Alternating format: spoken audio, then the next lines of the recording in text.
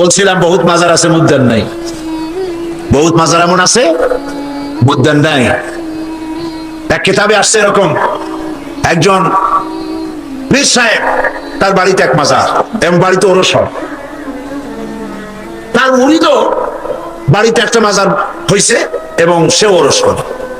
অন্যান্য মুরিদরা এসে পীর সাহেব বললো যে আপনার এই মাজারে আপনার বাড়িতে আর কি লোক হয়, আর এই মাজারে আর কত লোক আসে? আপনার মুরিদের বাড়ি যায় দেখেন, ওরসে কত লোক আর কি পরিমাণ মানুষ পয়সা করি সেখানে দেয়, ওই মাজার গরম বেশি। পীর সাহেব চিন্তা করলো ওই লোকটা তো আমার কাছে মুরিদ হয়েছে, ও মাজার পাইলো কই? ওই মুরিদে রাতের বেলা যাকে নিয়ে কয়, বেটা সত্যি কথা বল, বাজার পাইছো কই? কয় হুজুর মাজার টাজার কি, আপনার কাছে মুরিদ হইলাম, আপনি একটা গাধা দিলেন আমারে, ওই গাধাটা নিয়ে ব্যবসা বাণিজ্য করে কিছু পয়সা পাতি হয়েছিল, হঠাৎ করে গাধাটা মরে গেল, এখন আমি যাই কই? বহুত মুসিবতে পড়ে গেছি। শেষ পর্যন্ত ওই গাধা পাশে নিয়া বহুত চিন্তা করিয়া গাধারে কবর দিয়া, আপনি দিছেন সেই জন্য কবর দিয়া পাশে বসে কাঁদতেছিলাম চোখ বুঝে। হাটবার দিন ছিল, বাজারে যাওয়ার রাস্তা, চোখ বুঝে কাঁদতেছিলাম। সন্ধ্যার সময় চোখ খুলে দেখি আশেপাশে পান, সুপারি, মাছ, তরকারি, টাকা পয়সা। তার মানে লোকেরা যাচ্ছে, মাজার দেখে মনে করছে নতুন কোনো পীরের মাজার বোধ হয়, তো যে যার কাছে যা ছিল একটু একটু করে দিয়ে গেছে, অনেক হয়েছে। তারপরে এসে ভিড় জমলো। এরপরে কি করবো, বহুত চিন্তা ভাবনা করে একটা সাইনবোর্ড লাগাই দিলাম, হযরত গেদা শাহ রহমতুল্লাহ আলাইহির মাজার। পীর সাহেব বললেন খারাপ হয় নাই, আমি যে তোমার গাধাটা দিছিলাম ওইটার মায়ের কবর হলো আমার বাড়িতে। নাউজুবিল্লাহ বলে। এই জন্য হক্কানি পীরের মাজার যেগুলি, সেগুলি তো জিয়ারত করা যাবে অবশ্যই। হক্কানি পীরের মাজার যেগুলি আছে জানা মতে, যেমন শাহজালাল রহমতুল্লাহ আলাইহ, খান জাহান আলী রহমতুল্লাহ আলাইহ, শামানাত রহমতুল্লাহ আলাইহ, শামাকদুম রহমতুল্লাহ আলাইহ, বড় বড় আল্লাহর ওলিদের মাজার আছে না? জিয়ারতের উদ্দেশ্য নয়, ওইখানে আপনি গিয়েছেন, মাজার সামনে পড়েছে, আপনি দোয়া করেন। জিয়ারতের উদ্দেশ্য নিয়ে মসজিদে হারাম, মসজিদুর রাসূল, মসজিদে আকসা, এই তিন জায়গা ছাড়া জিয়ারতের নিয়ত নিয়ে কোন মাজারে যাওয়া যাবে না, যাবে না, রাসূলুল্লাহ নিষেধ করেছেন। এই কথাগুলি যদি আমাদের মনে থাকে তাহলে আমরা উপকৃত হতে পারবো। শিরক করে বসে, নাউজুবিল্লাহ বলে, সবের নিয়তে শিরক করে। হযরতে বড় পীর আব্দুল কাদের জিলানী রাহমাতুল্লাহ আলাইহির নামে কত দুরূদ বানাইছে। ইয়া আব্দুল কাদের জিলানী শাইয়ান লিল্লাহ, নাউজুবিল্লাহ বলবেন না? নাউজুবিল্লাহ বলবেন না?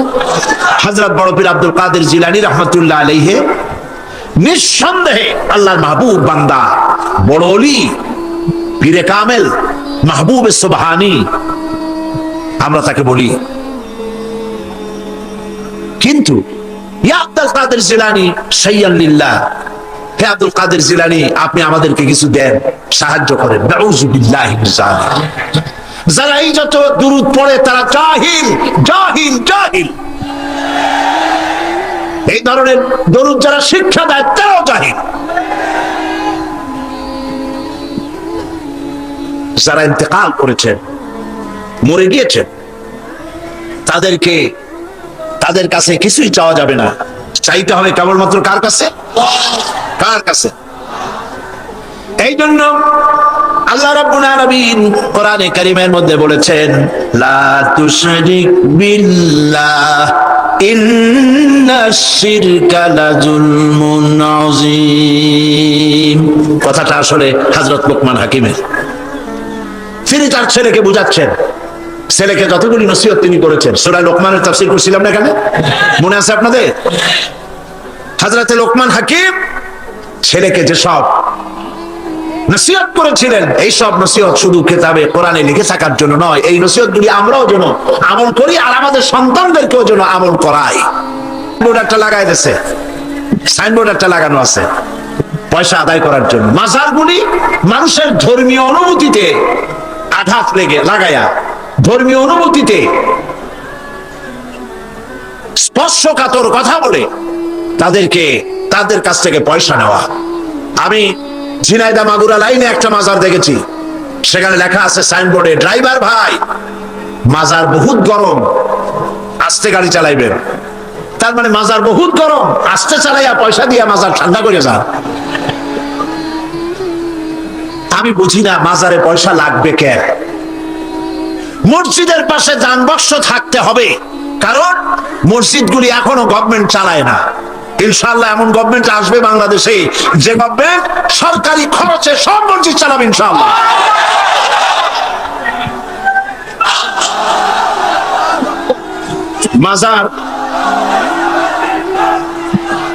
মাজারে চান্দার বাক্স কেন? মাজারে পয়সা দেব কেন?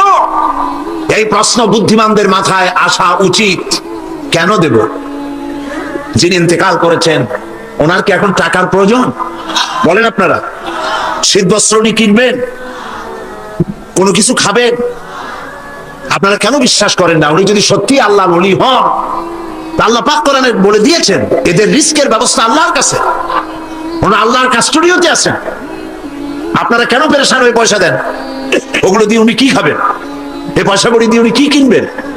এই পয়সাগুলি মাজারের মোতাল্লি যারা আছে, কমিটিতে যারা আছে, অধিকাংশ পয়সাগুলি দিয়ে তারা ট্রান্সপোর্ট বিজনেস করে, এক্সপোর্ট ইম্পোর্ট বিজনেস করে, কোটি কোটি টাকার মালিক হয়েছে আপনাদের পয়সা দিয়ে।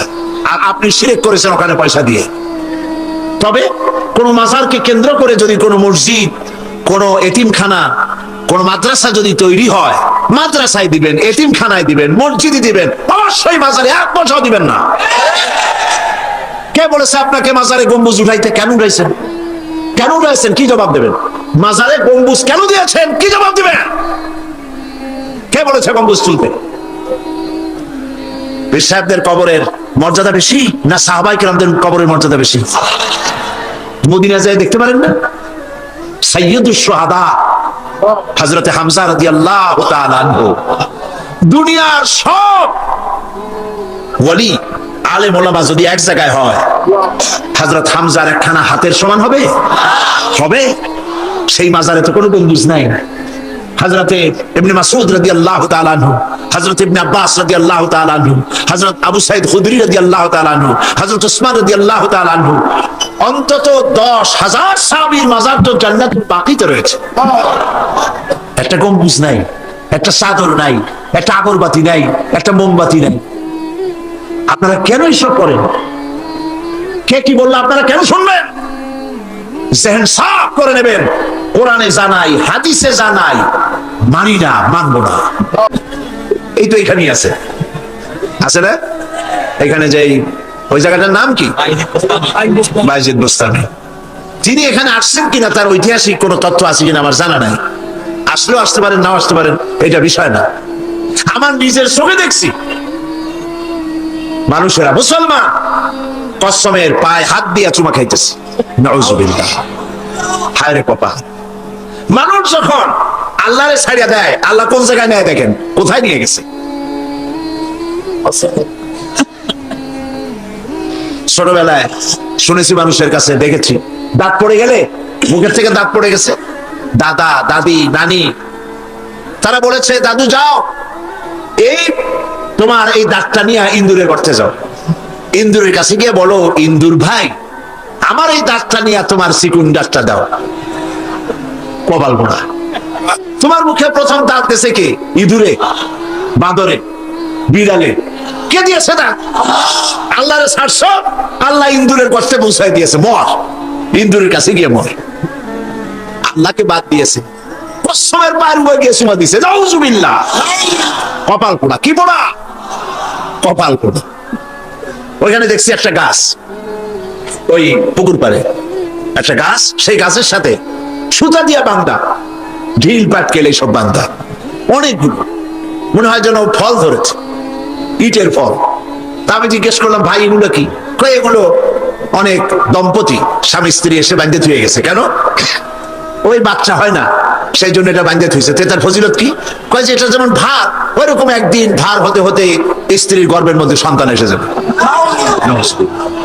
কি পাগলামি কর, কি পাগলামি। এই জন্য যেখানে সেখানে সেজদা করা যাবে না। সেজদা করতে হবে কোথায়? কেবলমাত্র কার সামনে? আল্লাহ রাব্বুল আলামিনের সামনে। আর কোথাও সেজদা করা যাবে না। সমস্ত ক্ষমতার উৎস কেবলমাত্র আল্লাহ রাব্বুল আলামিন, এটা বুঝতে হবে। এটা না বোঝার কারণেই এই দুর্দশা হচ্ছে। বহুত মুরিদ আছে পীরের পায়ের উপরে পড়েই যায়, লম্বা হয়ে পড়ে যায়, মাথা পায়ের উপরে লাগায় দেয়, বলেন নাউযুবিল্লাহি মিন যালিক। আমি বারবার বলেছি, যতবার আসছে চট্টগ্রামে বারবার বলেছি, মৃত্যু পর্যন্ত বলতে থাকবো যদি আল্লাহ তৌফিক দেন। খবরদার কোন মানুষের পায়ে সেজদা দিবেন না, চন্দ্র সূর্যকে সেজদা দিবেন না, কবরের কাছে সেজদা দিবেন না, কবরের কাছে যায় কিছু চাবেন না। চাবেন কোথায়? কোথায় চাইবেন? কেবলমাত্র আল্লাহ পাকের কাছে, আর কারো কাছে কিছু চাই কোনো লাভ নাই। এই লাভ যে নাই সেটাও যে কতবার বুঝাইছি। বড় পীর আব্দুল কাদের জিলানী রাহমাতুল্লাহ আলাইহির কবরে গেছে কেউ, যায়া বাংলায় বলতেছে, বড় পীর সাহেব হুজুর আমার ছেলে হয় না, ছেলে দেন। আচ্ছা আপনারা বলেন, বড় পীর সাহেব বাংলা জানেন? আর তিনি কি ওখানে আছেন? থাকলেও সজাগ আছেন না ঘুমে আছেন? আমার তো কিছুই জানা নাই, তা আমি ওখানে গিয়ে মরি কেন? এইটা খাজা মুইন চিশতি রাহমাতুল্লাহ জানেন না, বড় পীর সাহেবও জানেন না, ওনারা বাংলা জানেন না, আপনি বাংলা গিয়ে সেখানে কিছু চাইলেন। চাইতে হবে কেবলমাত্র কার কাছে? আল্লাহ রাব্বুল আলামিনের কাছে। সূরা ফাতিহায় প্রত্যেক দিন প্রতি রাকাতে কি পড়ে? প্রতিদিন প্রতি রাকাতে এই কথাই আমরা বলি, ইয়্যাকা না'বুদু ওয়া ইয়্যাকা নাস্তাঈন। পড়েন সবাই আমার সাথে, ইয়্যাকা না'বুদু ওয়া ইয়্যাকা নাস্তাঈন। হে আল্লাহ, আমি একমাত্র তোমারই কাছে সাহায্য কামনা করি, আমি তোমার ইবাদত করি, তোমারই গোলামি করি, তোমারই কাছে সাহায্য যাচিয়া করি, আর কারো কাছে সাহায্য চাই না, আর কারো গোলামি করি না। মানুষের অবস্থা তো সবসময় একরকম থাকে না, অর্থনৈতিক বিপর্যয় হইতে পারে, টাকা পয়সা নাও থাকতে পারে, অশান্তি থাকতে পারে। আল্লাহ পাক তার নবীকে কি বলেছেন দেখেন, فَإِذَا فَرَغْتَ فَانصَبْ وَإِلَى رَبِّكَ فَارْغَب। আল্লাহ পাক বলেন, যখন তুমি খালি হাত হয়ে যাবে, দাঁড়িয়ে যাবে, আর আল্লাহ পাকের কাছে বিনতি জানাবে। সুবহানাল্লাহ। খালি হাত হয়ে গেছে, দাঁড়ায় যাও, আল্লাহর কাছে বিনতি করো, আল্লাহর কাছে চাও। বুখারী শরীফে এসেছে, স্যান্ডেলের ফিতা কাছে যদি ছেড়ে, তাহলে আল্লাহর কাছে চাও। কার কাছে চাইবেন? আল্লাহর কাছে চাও। আমাদেরকে এই দৃষ্টান্ত নবীরা দেখায় দিচ্ছে, নদীর পানিগুলি কুলু কুলু না দে, সব আল্লাহর জিকির করে, তোমরা বোঝো না। পাখিগুলি কুহু কুহু করে ডাকে, বউ কথা বউ কও বলে ডাকে। হলুদ পাখি, হলদি পাখি আছে না? চট্টগ্রামে নাই? আছে। পাখিতে কি বলে? বউ কথা কও না স্বামী কথা কও? কি বলে? বউ কথা কও। ওর বউ যে কবে থেকে ওর উপর অভিমান করে আছে আল্লাহই জানে। সেই ছোটবেলা থেকে শুনতেছি বউ কথা কও, বউ কথা কই না। তোমরা এই সমস্ত শব্দ দিয়ে নিজেরা কল্পনা করে, যা তোমরা মনে মনে কল্পনা করে মিশাও শব্দগুলি, আসলে তা না। প্রত্যেকে তার তাসবির কায়দা জানে। পাখিগুলি, জন্তুগুলি, প্রাণীগুলি, গাছগুলি, পালাগুলি, যা কিছু আছে পৃথিবীতে, সব আপন আপন ভাষায় আল্লাহ রাব্বুল আলামিনের জিকির করে। তোমার কানে তুমি শুনতে পাও কুহু কুহু, আসলে সেটাকে আল্লাহু আল্লাহু আল্লাহু আল্লাহু আল্লাহু আল্লাহু, সব আল্লাহর তাসবিহ করছে, গুণগান করছে।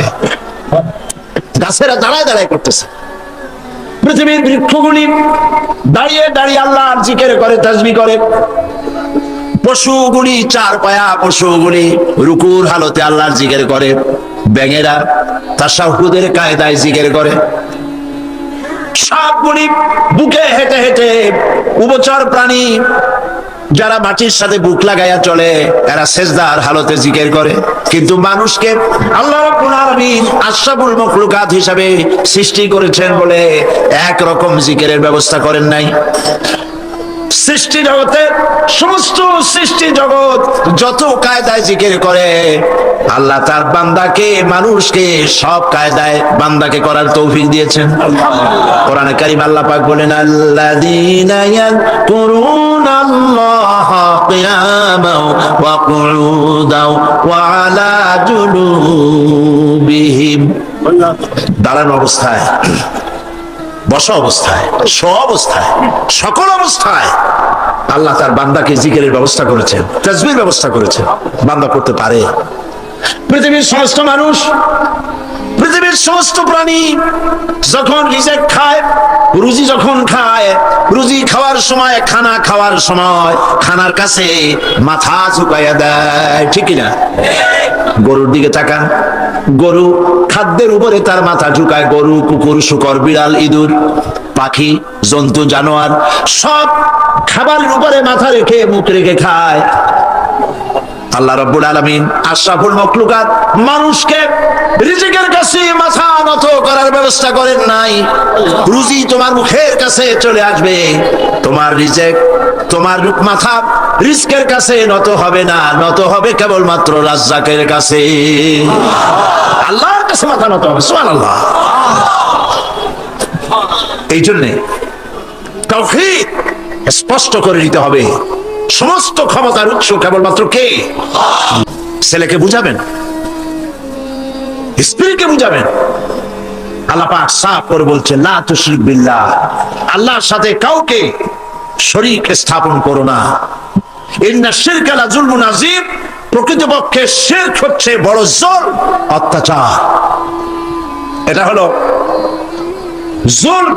এ শব্দের ব্যাখ্যা হচ্ছে ওয়াজুল শাই ফি গায়রি মুহাল্লি, যে জিনিস যেখানে রাখা সেটা সেখানে না রেখে আরেক জায়গায় রাখার নামই হলো জুলম করা। টুপি তো মাথায় শোভা পায়, টুপি কোথায় রাখবেন? কিন্তু হাঁটুর উপরে যদি রাখেন তাহলে টুপির উপরে জুলুম করা হয়। টুপি মাথায় রাখবেন, টুপি দিয়া যদি বাজার করে আনেন তরি তরকারি, তাহলে টুপির উপরে কি করা হবে? জুলুম করা হবে।